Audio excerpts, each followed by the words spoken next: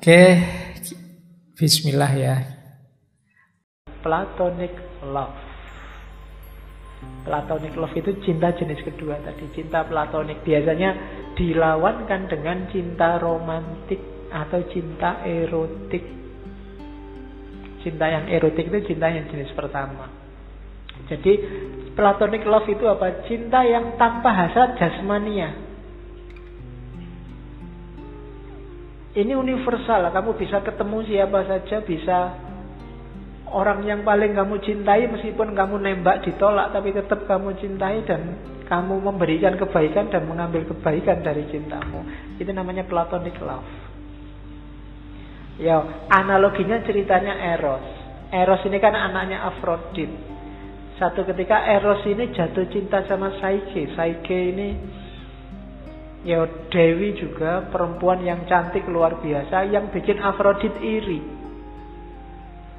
Karena Afrodit iri, dia pacarnya anaknya sendiri. Sama Afrodit dikutuk bahwa Psyche ini dikutuk untuk jatuh cinta sama laki-laki lain selain Eros yang jauh lebih jelek dari Eros. Ya karena yang ngutuk Dewi, kutukan itu kejadian. Meskipun Eros dan Psyche ini saling mencintai, tapi akhirnya berpisah. Karena Psyche, katanya Eros sudah jatuh cinta sama laki-laki yang lain. Tapi meskipun mereka jauh, cintanya tetap hidup.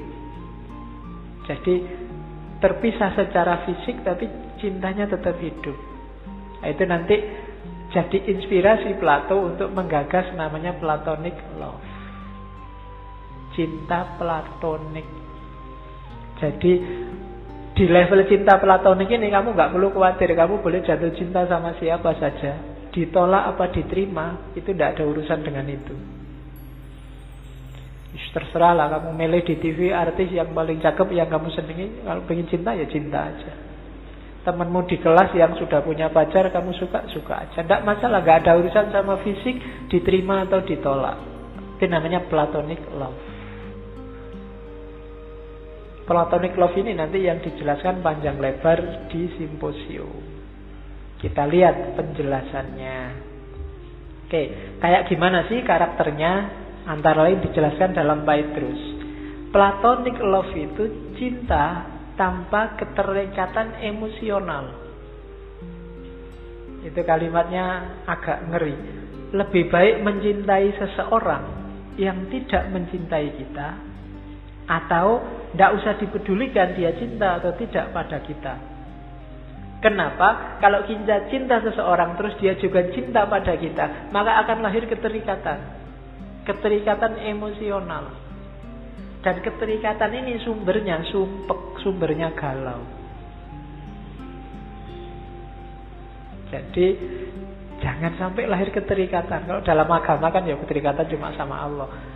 Keterikatan sama pasanganmu, karena kamu terikat, pacarmu disenyumin cowok lain apa cewek lain aja hatimu sakit. Karena kamu terikat. Katanya Plato di Phaedrus ya, mbok sudah cintai yang tidak cintai kamu, itu lebih aman malah. Susah ya teorinya. Masa apa gak suka kita cintai? Iya, karena orang yang tidak mencintai kamu dan kamu cintai, di antara kita berdua tidak ada keterikatan emosional. Jadi aku bebas berbuat baik terhadap dirimu maupun engkau terhadap diriku, enak. Kalian baik sama sahabatmu yang tidak ada keterikatan emosional kan enak. Kamu bebas melakukan apa aja dan tidak mungkin sedih. Yang bisa berkhianat kan orang yang punya keterikatan emosional sama kita. Kalau sudah jadi pacar, ngobrol sama cowok lain, kamu sebut pengkhianat. Tapi kalau nggak pacar, ya terserah dia ngobrol sama siapa saja, kan nggak ada pengkhianat. Ketika ada keterikatan emosional, lahir harapan-harapan, keinginan-keinginan. Kalau sudah lahir harapan dan keinginan, pasti di situ muncul kekecewaan. Yang tidak berharap, ya tidak kecewa. Nah, rumusnya di situ. Karena kamu terlalu banyak keinginan, terlalu banyak harapan, ya kamu kecewa. pasti ada kecewanya. Jadi kalau ada hari ini yang sedang sumpek atau galau dan kamu bingung karena apa, kurangi harapanmu.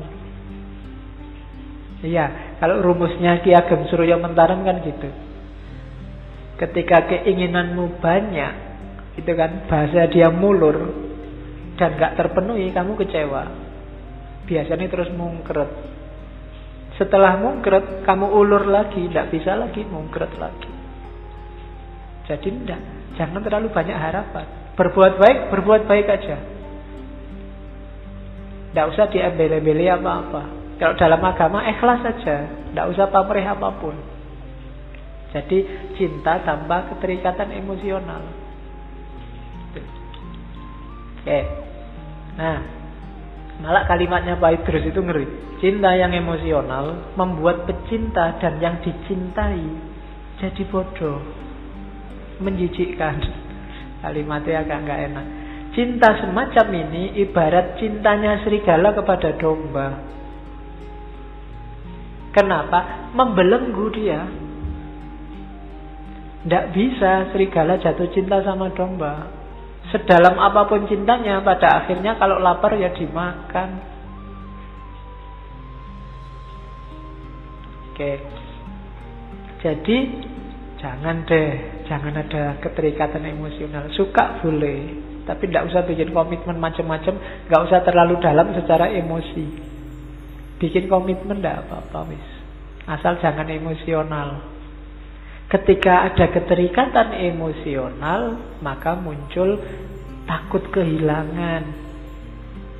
Akhirnya tergantung. Susah kan kalau sudah tergantung. Ayo, jangan gitu. Kalau gitu tak putus loh. Oh ya, ndak. Ya kan sudah, kamu tergantung sudah.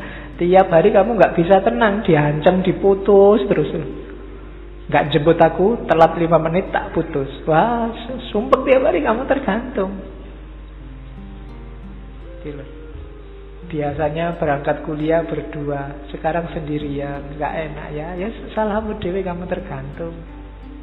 Biasanya makan di kantin berdua, sekarang sendirian, nggak enak ya. Salahmu dewe, tergantung.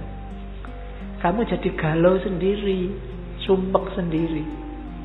Jadi rumusnya platonic love yang pertama, jangan ada keterikatan emosional.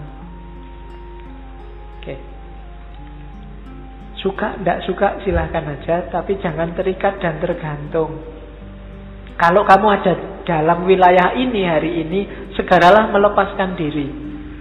Katanya Plato, sama kayak domba yang kamu harus segera melepaskan diri dari serigala. Kalau enggak, lambat laun kamu akan dimakan. Pasti kamu akan sedih. Jadi, biar tidak sedih, jangan ada keterikatan emosional. Sekalipun kamu sukses menikah, apa sih di dunia ini ikatan yang tidak terpisah, pada akhirnya juga terpisah. Suami istri pun ya pada akhirnya terpisah. Tidak ada yang langgeng berdua terus, tidak ada. Kayak di ramalan-ramalan itu loh. Kalau kamu misalnya ada ramalan jodoh itu, jangan menikah sama ini. Kalau menikah salah satu akan meninggal lebih dulu. Kan ramalannya. Nek saya ya mending, alhamdulillah. Kalau meninggalnya bareng itu malah gawat. Biasanya meninggal bareng itu kecelakaan. Ya enak meninggal salah satu gantian. Itu lebih aman. Kalau meninggalnya berdua ya malah ngeri biasanya momennya. Oke, jadi emosi dan ketergantungannya tidak usah diikutkan. Biar cinta tidak jadi sumber kesedihan. Terus rumusnya ini katanya Socrates. Love is desire for the perpetual possession of the good. Ini loh sebenarnya cinta itu katanya Socrates. Kalau kamu bisa sadar sebenarnya kenapa kok kamu suka sama lawan jenis, kamu kadang cinta sama sesuatu, apapun sesuatu itu apa? Ada desire. Love is desire. Yang kamu inginkan sebenarnya kebaikan, tapi kamu nggak sadar. Sadarilah Kalau kamu cinta sesuatu, termasuk cinta lawan jenismu, suamimu atau istrimu atau pacarmu, sebenarnya dalam dirimu itu berawal dari dorongan untuk nyari yang baik. Rumusnya gini katanya Sokrates. Ini loh awal-awalnya. Yang pertama, manusia itu kan punya sifat dasar agak serakah. Keinginannya banyak. Yang diinginkan itu biasanya untuk kebahagiaan.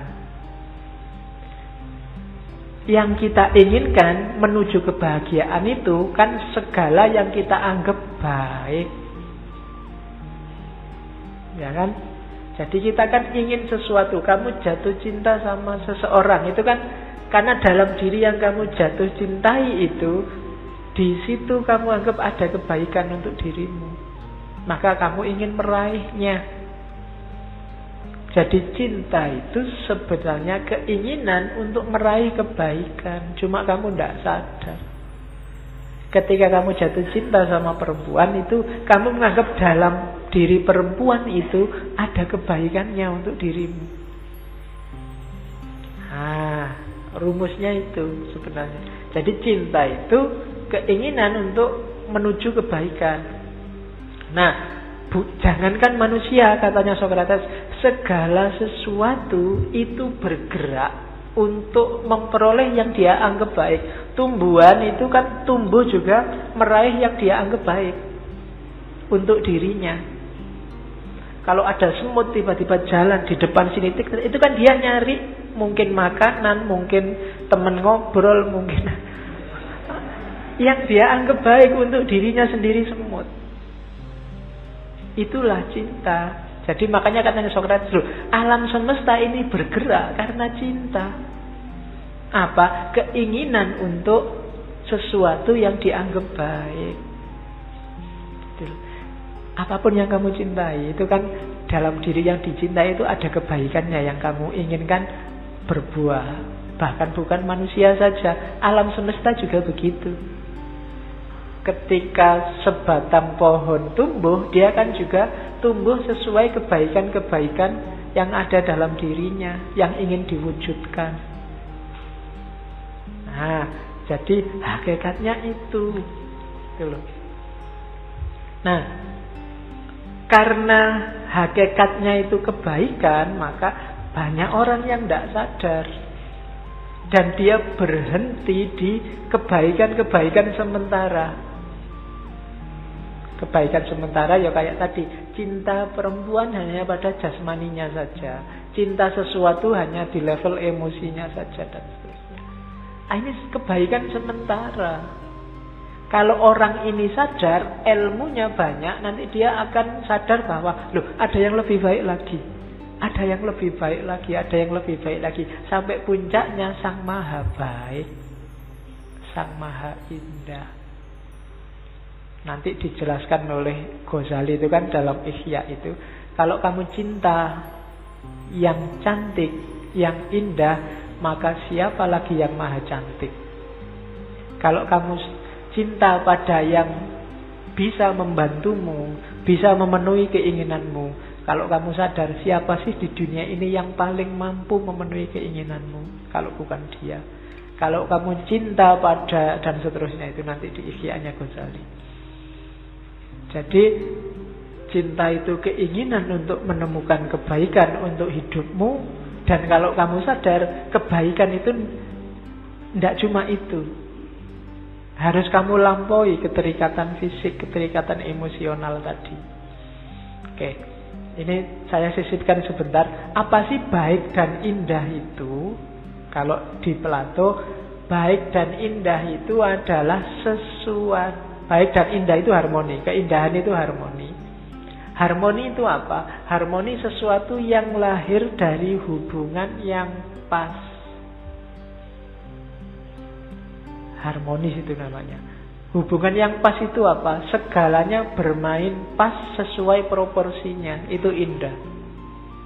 Laptop itu ada di sini, di depanku. Mikrofonnya di sini, tehnya di sini. Ini kan Kalau dalam bahasa itu harmoni, pas dia main sesuai perannya masing-masing. Kalau saya ngomong di sini, laptopnya di sana, terus mikrofonnya di belakang sana, lah sumpek aku kalau mau ngomong harus ke sana-sana. Nggak pas, nggak harmonis. Jadi maka harmoni itu apa?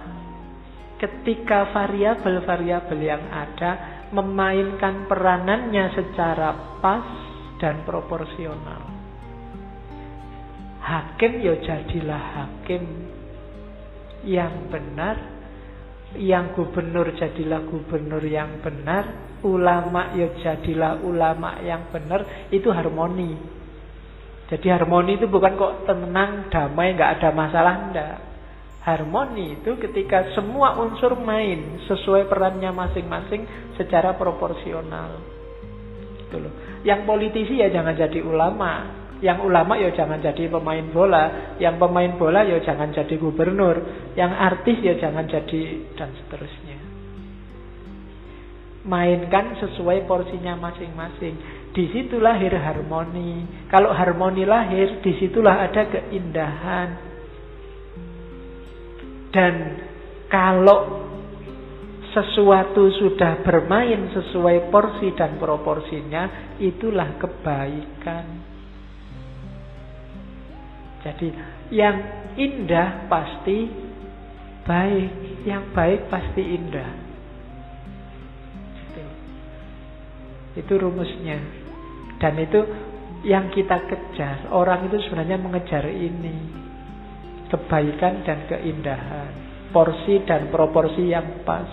Yang baik untuk dirimu ya berarti yang pas secara proporsional dan porsional. Kalau kamu kuatnya makan cuma 2 piring, ya makanlah 2 piring, jangan 5 piring. Itu tidak baik dan tidak indah. Kalau kamu makan 5 piring, ya lahirnya penyakit.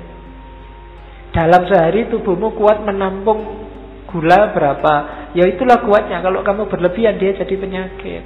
Itu porsional dan proporsional. Oke. Terus. Nah, dari asumsi tadi, maka sekarang kita lihat jatuh cinta itu berarti apa? Jatuh cinta itu gini loh, berawal dari kesadaranmu untuk nyari kebaikan. Kebaikan untuk apa? Untuk dirimu. Kenapa kamu nyari yang baik untuk dirimu? Karena kamu tahu hidupmu itu tidak sempurna, ada kurangnya. Kamu butuh yang lain, yang baik untuk membuat hidupmu baik. Kesadaran inilah yang membuatmu jatuh cinta pada yang di luar dirimu. Kenapa kamu nyari pacar yang lembut? Karena aku sadar, Pak, diriku ini kasar. Kok kamu nyari yang cakep-cakep? Saya jelek, Pak. Ya, nyari yang indah. Orang itu selalu nyari yang dia tidak punya. Nah, jadi yang dia anggap baik untuk dirinya karena dia sadar dalam dirinya ada kekurangan-kekurangan. Oke.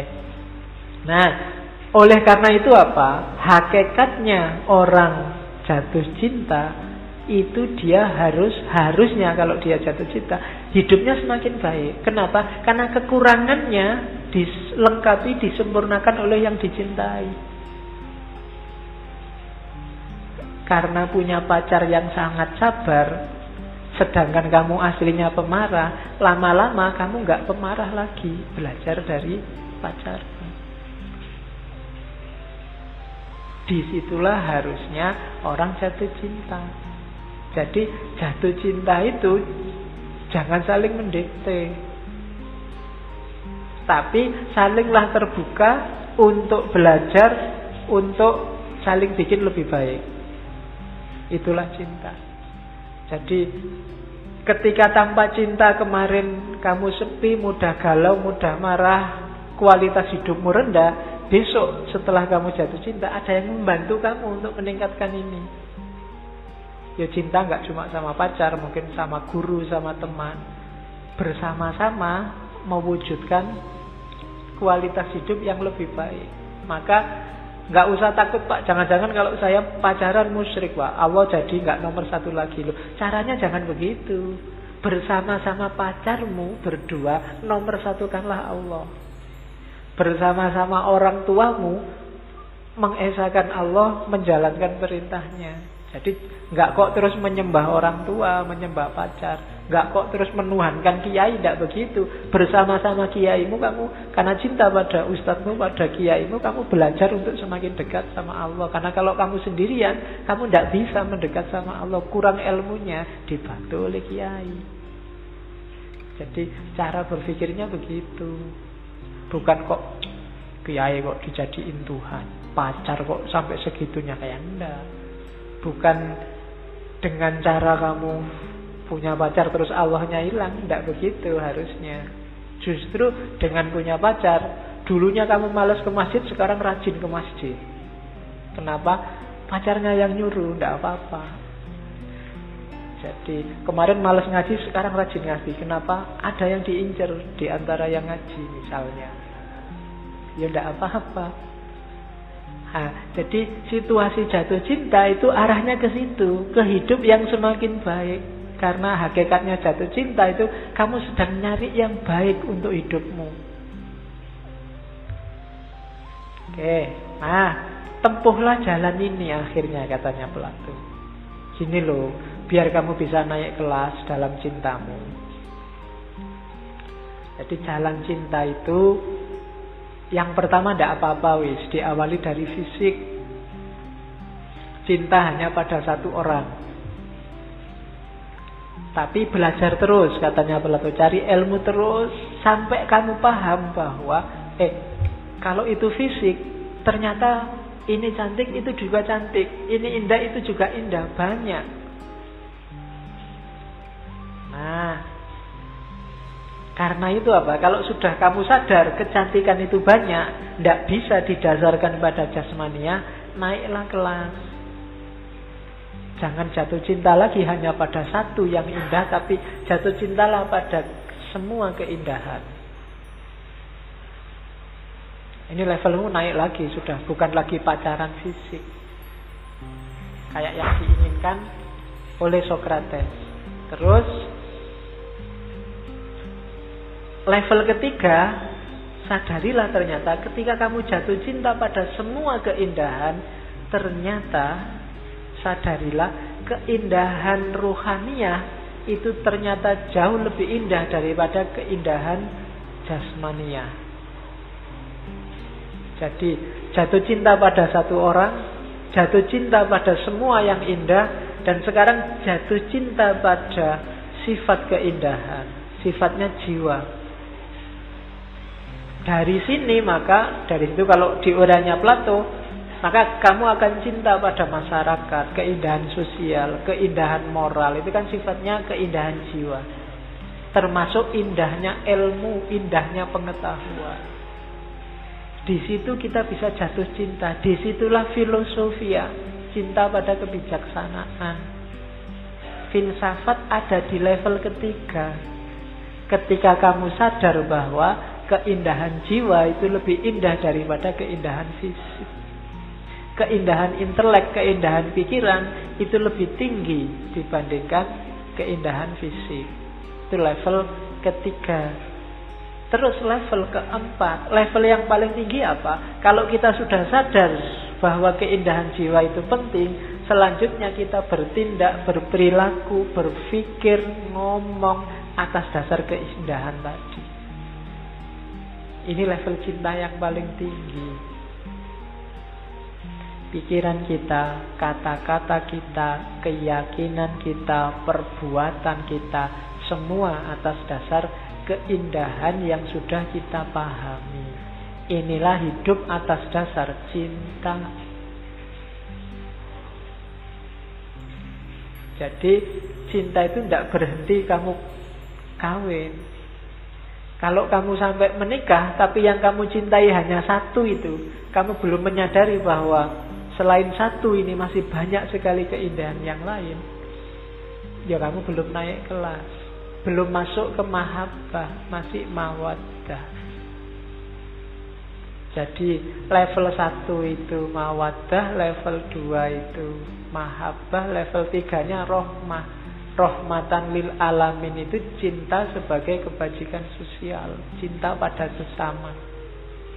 Karena kamu sadar kebajikan moral, kebajikan jiwa itu lebih penting daripada keindahan fisik. Nah, baru setelah mawaddah, mahabbah, rahmah, hidupmu jadi sakinah dan bisa melahirkan itu dalam kehidupan nyata. Perilaku, kata-kata, perbuatanmu adalah perbuatan cinta. Buahnya pasti rahmatan lil alamin. Jadi untuk bikin hidup ini penuh rahmat itu kan bahasa lain dari penuh cinta. Cinta kita harus naik kelas, tidak berhenti pada level fisik, juga tidak mengandalkan jumlah. Yang kedua itu kan jumlah. Jadi semuanya indah itu kan jumlah. Tapi naik ke level ketiga, terus diwujudkan di level keempat. Itulah jalan cinta.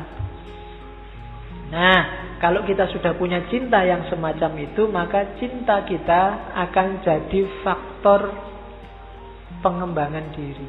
Cinta membuat kita lebih baik, lebih baik, lebih baik terus. Bukan cinta yang jadi sumbernya galau. Bukan cinta yang bikin kita sumpek. Bukan cinta yang jadi sumber masalah. Tapi cinta yang meningkatkan kualitas hidup. Cinta yang tidak egois, cinta yang tidak aku. Dengan cinta yang semacam ini, kita sadar bahwa aku ini tidak lengkap, aku butuh yang lain. Butuh kebaikan yang semakin baik, semakin baik. Sehingga aku butuh orang lain. Nah, ini di kalimat terakhir itu saya sebut teori ini antitesis dari yang bilang bahwa kalau kamu jatuh cinta, biarkan pasanganmu apa adanya. Lu apa adanya kalau bagus tidak apa-apa, kalau apa adanya jelek ya jangan. Harus semakin bagus. Kalian berdua harus semakin baik, semakin baik. Ku hargai dirimu apa adanya. Meskipun kamu tukang bohong ya tidak apa-apa, bohong aja sesuai jati dirimu. Ya tidak begitu. Kan sekarang banyak teori yang bilang bahwa kalau kamu mencintai, biarkan dia apa adanya, jangan dipengaruhi. Ya kalau pas baik semua sih tidak apa-apa. Tapi kalau ada yang jeleknya ya jangan. Jadi cinta itu saling memberdayakan untuk pengembangan diri. Oke. Ya, sudah jam 10. Ada beberapa, kalau Plato itu kaya kutipan karena tulisannya banyak.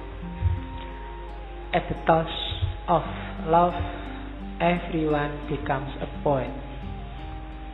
Kalau sudah jatuh cinta, setiap orang akan jadi sastrawan. Ya, cirinya gampang sekarang. Kamu cek ya Facebooknya teman-temanmu.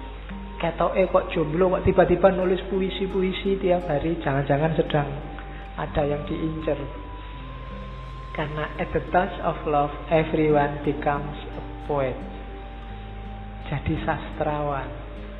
Tapi tidak apa-apa lah. Paling tidak kan bisa melahirkan puisi meskipun ditolak. Oke.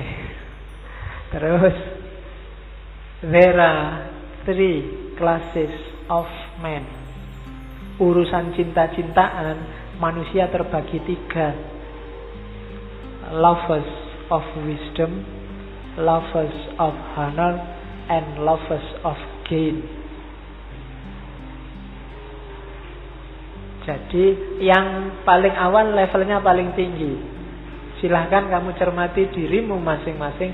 Kamu itu pecinta kebijaksanaan atau pecinta kehormatan, status sosial, ataukah pecinta pemerolehan?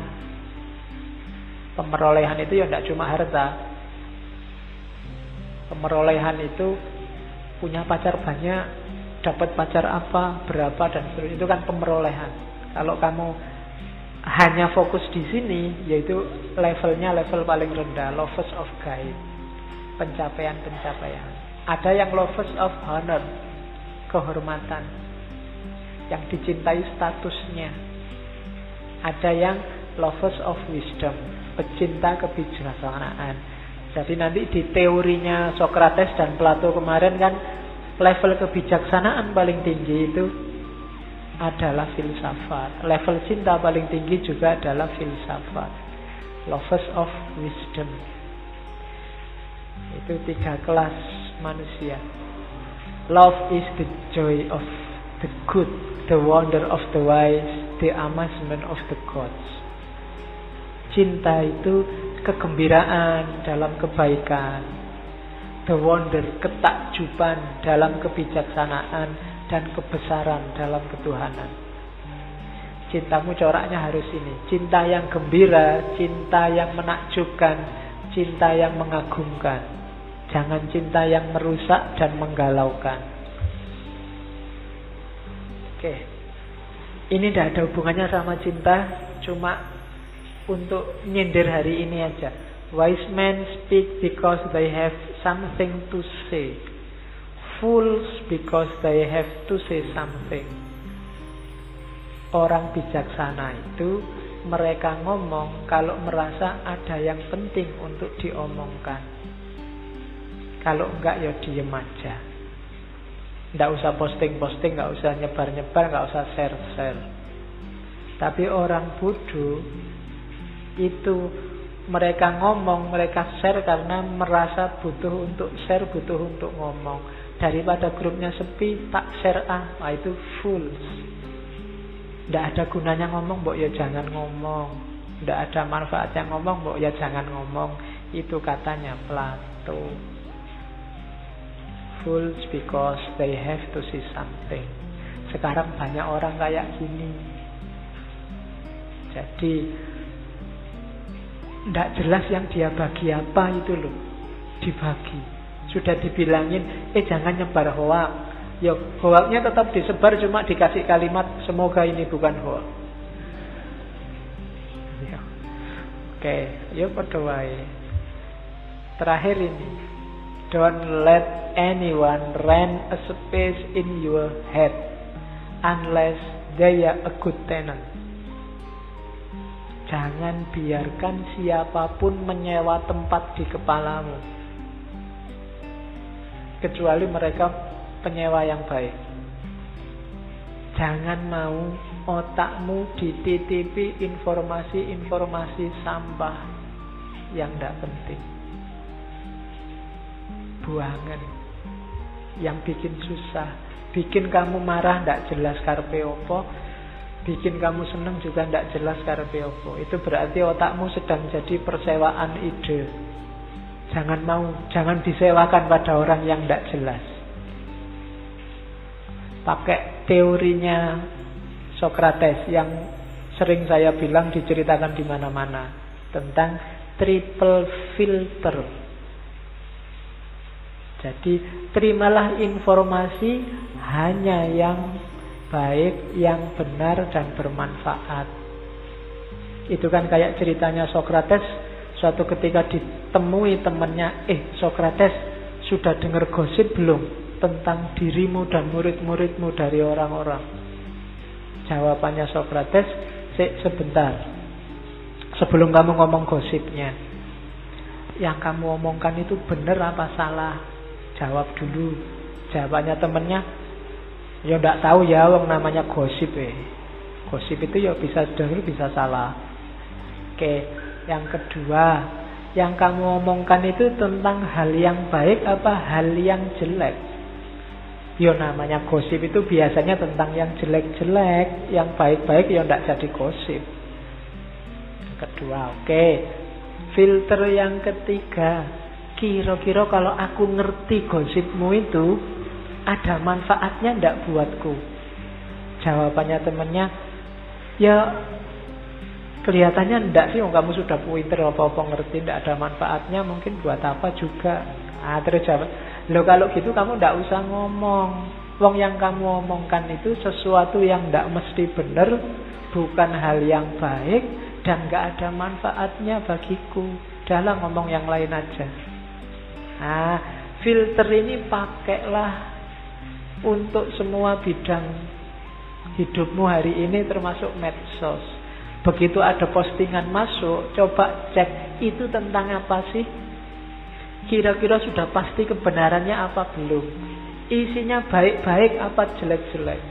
Jangan salah, dalam Islam itu beritanya benar, tapi ngomong orang lain itu disebut ghibah. Beritanya benar, kalau beritanya salah namanya fitnah. Dua-duanya sama-sama jelek. Dan filter yang ketiga, ada manfaatnya nggak buatmu? Kalau nggak ada manfaatnya, singkirkan aja. Oke, saya akhiri sekian. Kurang lebihnya mohon maaf. Wallahul muwafiq. Wallahu a'lam bishawab. Wassalamualaikum warahmatullahi wabarakatuh.